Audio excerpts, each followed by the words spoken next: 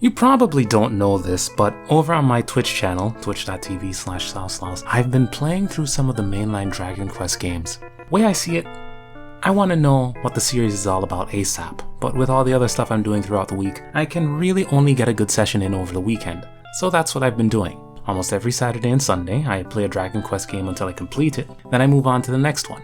It's been great fun, and the people who watch me get to experience all the twists and turns of the plots and the satisfaction of watching stats go up without actually having to wrestle with the series' item management, which I consider a public service in many ways. But it seems like a waste to just leave all that footage on Twitch. I mean, maybe if the broadcast would stay up so I could get a little ego boost from seeing 20 to 50 views on each upload, it'd be worth it. But that's not the case. And besides, you never know what Twitch will ban you for. Yeah, so like I was saying about them saying. So in addition to making something out of those uploads, I'm going to try and explain the appeal of the series, at least from my perspective. I had actually had brushes with Dragon Quest before. I tried the Game Boy Color version of the compilation for Dragon Warrior 1 and 2 after seeing it promoted in Nintendo Power. Like a sucker. Never mind when this happened, you don't need to know when I saw it. The thing is, at the time, and for many years after that, I had this weird complex where if I wasn't directly engaged in some sort of mechanical activity, I'd think, wow, this is an awful use of my time, and I'd run off and go study. You have no idea how many RPGs I dropped because of this weird little neurosis. It's not quite like procrastination, is it? Some other weird thing. Anyway, what I do know is that I didn't change my perspective on RPGs until I played a very special game on the 3DS. One that let me immerse myself in the experience without having any self-conscious realizations about how fleeting life is. And that game is Etrian Odyssey 4. That game was a revelation. Instantly made me an Etrian fan. I played 4, 5, Untold 1 and 2, and Nexus, and I'm working my way through the original trilogy. They've been hit after hit after hit. I don't know how Atlas and that other studio that helps them make Etrian does it, but really, it's... Anyway, playing EO4 broke me out of my RPG funk. I knew so little about how EO worked with 4 that I had no idea what to expect. I was too caught up in helping the characters I liked, min-maxing and respecking my characters, and I never grinded for XP, just materials, so I never had time to think about how much time I was spending. But thanks to that, I didn't get ahead of myself or kick myself for not making more progress in whatever time I had to play for the day. It was like I learned to play RPGs all over again, which brings me to Dragon Quest VII for the 3DS. I had spoiled myself on the story of the PS1 version of 7 as a child, back when Wikipedia used to use primary sources. Shit, did that just date? I couldn't resist.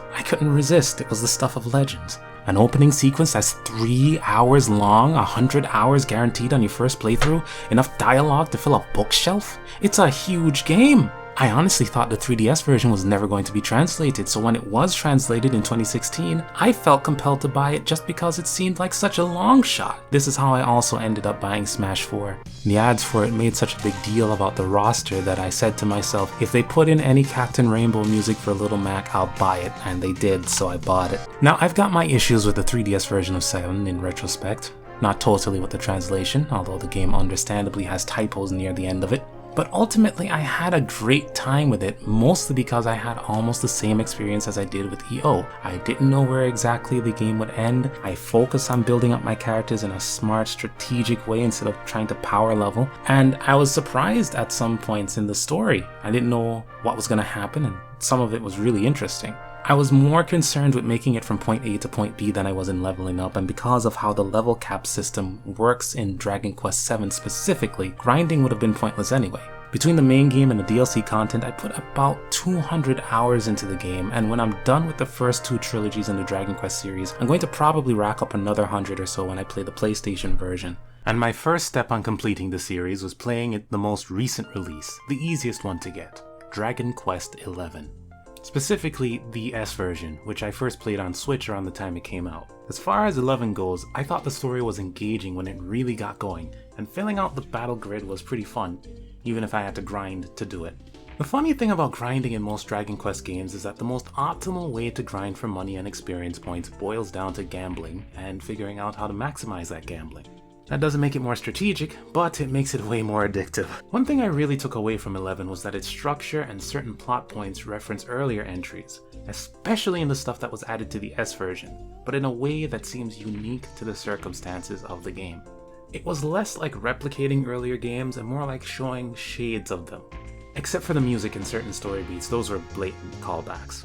All in all, I thought it made a pretty strong impression, but I didn't play it on stream the first time around, so I'll get into the game a little more later when I cover those particular streams. After that, I thought I'd play Dragon Quest III next since it's pretty well regarded, but silly me, I thought it'd be easy because 1 and 2 are so easy, so I decided to spice things up with a Jester playthrough. That's right, you thought this was about 11, this is really about me playing 3 with a bunch of Jesters. Let me tell you something, buddy. Jesters only listen to what you say 75% of the time, and I thought that'd be good for a laugh. So it turns out that was a rough idea, arguably a bad idea, but not for the reasons I thought it would be. It's not that the Jesters are totally useless.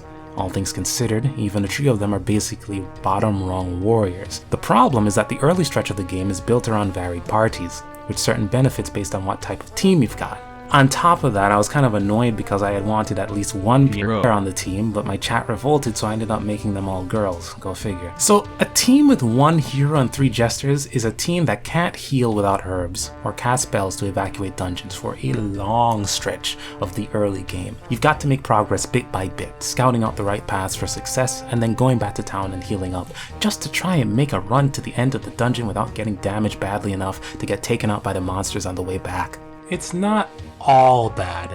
You don't really have to fight a serious boss until you hit a certain point, and by then, you can change your character's classes. Granted, dropping a character to level 1 in a party with the defenses of a wet piece of paper is no small decision to make, but it's worth it in the long run. The other interesting thing is that picking 3 Jesters makes the difficulty curve turn into a downward slope under normal circumstances, due to the fact that you can change them into sages after level 20, something that other classes can't do unless they have a specific item that has a very low drop rate and can only be found in the world normally through searching for items twice. And sages are very powerful. They learn good healing, offensive and defensive spells, and have good stats to boot. Having 3 on the team makes the party very effective, which was still too effective for me, so I made them sages, leveled them up to level 40 so that they learned Kaboom, an explosive spell that hits every enemy that's not resistant to it, and then turned them back into Jesters again.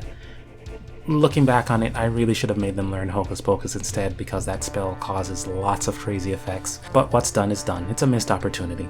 The game still gets easier when the Jesters are at a high level because there's a higher chance of them doing something really helpful when they're more experienced. Really, the only drawback was that I had to go against my no grinding habit and kill a lot of metal slimes to facilitate this nonsense, and even that didn't bother me.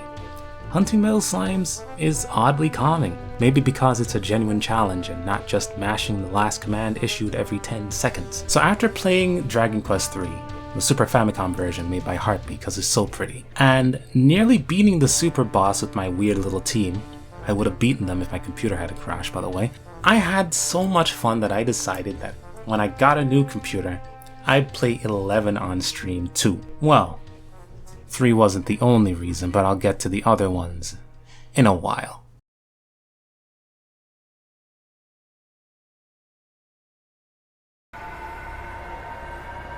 And so the Luminary travels backwards through the flow of time.